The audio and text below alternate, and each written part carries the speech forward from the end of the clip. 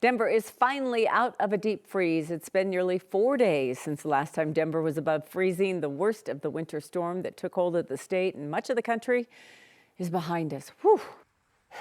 Indeed. Much warmer temperatures and sunshine are moving in, as you can see by looking out your window. It's already melting much of that snow that came down yesterday evening, with more expected this week. Yesterday's snow putting a real damper. Well, that's an understatement. A real damper on the Broncos' season-ending game against the Patriots. It actually had an effect, we all believe. Yeah. And Chris said it was going to happen just the way it happened. Well, you said it, not me. I appreciate that, Phil. There's no doubt about that. It snowed heavily in the second half, of course. We picked up I don't know how fun of a fact this is. Denver's picked up about 13 inches of snow so far this winter.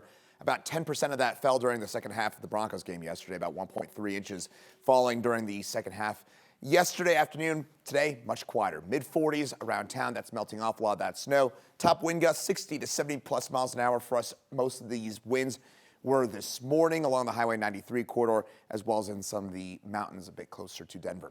Temperatures, 40s eastern plains, teens and 20s in the high country right now. And that forecast next few hours, those temperatures will do their usual thing. They'll gradually tumble down into the teens and 20s tonight, with a low temperature of 19 tonight. It'll stay a little gusty in the foothills with some patchy black ice in a few spots. It won't be a widespread concern, but just watch out for a little bit of patchy black ice out there. And those overall headlines, still a little gusty in the foothills, but the mountains, we get some more snow again on Thursday. I'll tell you about that in just a few minutes.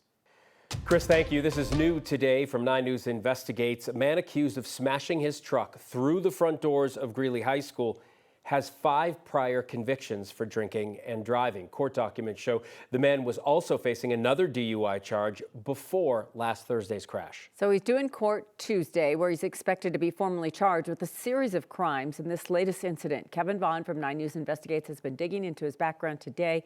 Kevin, so what else do we know about this really kind of bizarre crash? Well, Kim and Phil, court documents show that this began when the man drove into a construction area outside University High School and crashed into a pickup. Then, according to court documents, he drove up a road, smashed through the school's front doors, and kept on driving. Traffic accident and no injuries. It was the kind of call. It's going to be a truck versus a building. The kind of call that doesn't come often. They just drove perfectly through the front doorway, which just took out the doors. A pickup smashing into University High in Greeley, the driver motoring down a hall and into the cafeteria. It ended in the arrest of a man identified by Greeley police as Eduardo Perez. Perez's state arrest record and court documents show that he's been jailed more than a dozen times. In March 2017, he was picked up for DUI for the second time. A portable breath test showed a blood alcohol level more than twice the legal limit. "I'm intoxicated. I admit it," he told police. In 2022, he was arrested after he was found sleeping in the driver's seat of his car, which was parked with the engine running in the middle of a Weld County road. Then in 2023, another DUI arrest after he was caught driving more than 40 miles an hour over the speed limit. In 2024, officers found Perez seemingly incoherent, his truck smashed against a tree. Then came last week's crash at University High, when 3 janitors had to scramble out of the way as a Dodge pickup careened through the school's hallways and cafeteria. According to court documents, damage was in excess of $100,000. In Colorado, somebody with 3 prior drunken driving convictions can be charged with a felony. Weld County District Attorney Michael Rourke told me this afternoon that he's reviewing a pending DUI case against Perez from 2024 and considering whether to increase the charges there to include that felony count. He also said Perez will be charged with felony DUI tomorrow when he appears in court in this wreck at the school. If he's convicted of felony DUI, he could be sentenced to as much as 6 years in prison. Live in the studio, Kevin Vaughn, 9 News. Kevin, thank you. This is just into our newsroom. The man involved in that shootout with Edgewater Police has now died. On Saturday, Edgewater Police say they were following a driver who later went on to crash into a car and a garage in Wheat Ridge. Police say male passenger got out, grabbed a gun, and somehow escalated to shots fired between him and an officer. The man identified as Barry Michael Sullivan was taken to the hospital where he died. The driver, Amber Michelle O'Neill, was also sent to the hospital and has since been released. She was arrested on outstanding warrants unrelated to that crash and shooting.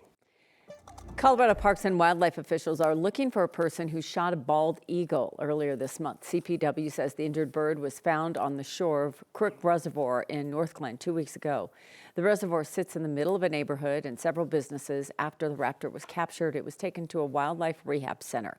CPW says x-rays of the eagle's wings show that the bird had been shot with a ball bearing. The eagle underwent surgery and is recovering. Shooting or injuring bald eagles is illegal. They are protected under federal law.